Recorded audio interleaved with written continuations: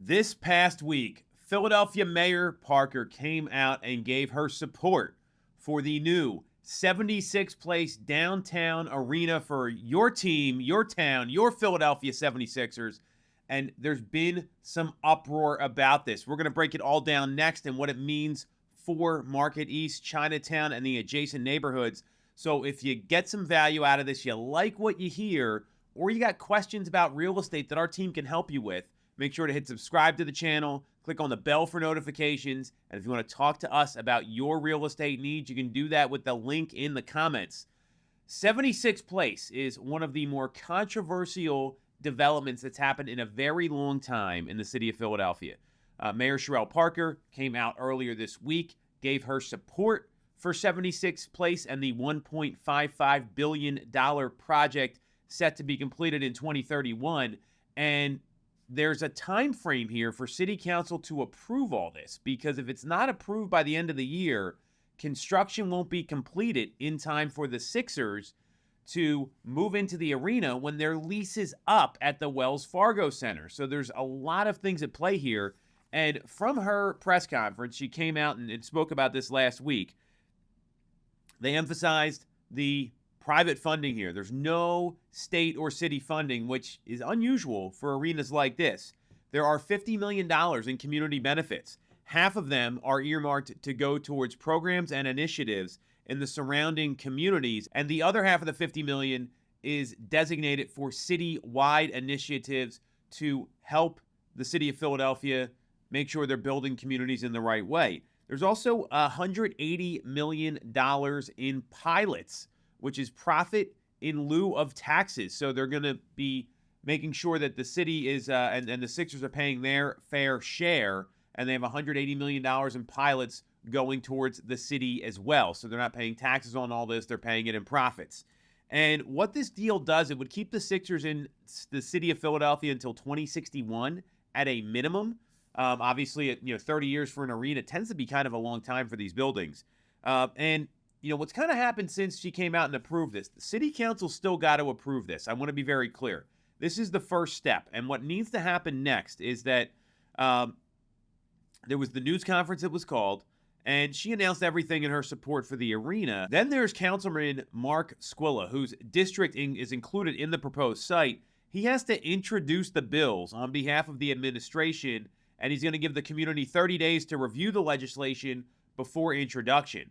And he did mention that, the language in these bills may need to get altered. So this is not a done deal yet. This is the first stamp of approval that's needed. And there is a lot of economic benefit there. At the same time, we've covered this before right on the channel here. Chinatown is not happy about this. And yesterday, there was a protest at City Hall from members of the neighborhood saying they did not want the arena close to their neighborhood either. And what's happening here, and there was some false reporting that this arena is going to be in Chinatown. The arena is going to be between 10th and 11th, between Market and Cuthbert. So right on the edge of Chinatown. It's not going to be right there. That's number one. And that's really important to be aware of. And what people are worried about is that members of Chinatown and residents of Chinatown are going to be displaced because of rising property values. So that's one of the concerns. The protest with members of the neighborhood, so the LGBTQ community, they came out and said they feel like they may get displaced because the neighborhood is a little further south of the arena in that Broad to 10th Street sort of neighborhood. So there's a couple things happening here on a local level, and you have to look at the economic impact versus what's actually going to happen. And this section of Market East here, right next to City Hall, it's been struggling for a while, right? You kind of get past City Hall, and there's this dead space until you get to Old City around 6th Street, where there's a lot of bad retail. And you go a little further south, there's a couple nice restaurants, but it's been kind of a funky part of the city where you'd think it'd be a little more exciting than it is. And I am clear with the plan here. And what they're doing with this plan, it's going to revitalize that part of the city. They're talking about having mixed use in retail and being able to get off the regional rail lines and the Market East stop and walk right into the arena. This, to me, is going to be a big benefit to the city. And look, the gentrification of Chinatown and these other neighborhoods are real. At the same time, local sports teams do the city's economy. You're going to be able to have more concerts there right downtown versus going to South Philadelphia and having to get on the subway. I'm clear that's going to bring in a lot of suburban residents for these things because driving and getting in and out of the stadium complexes is a real pain in the butt, especially if you've been there for some of the recent concerts like Taylor Swift or the World Series. I mean, I was in the parking lot for hours with my kid coming out of a playoff game for the Phillies a couple years ago because there's nowhere to go. So this is going to alleviate that for sure.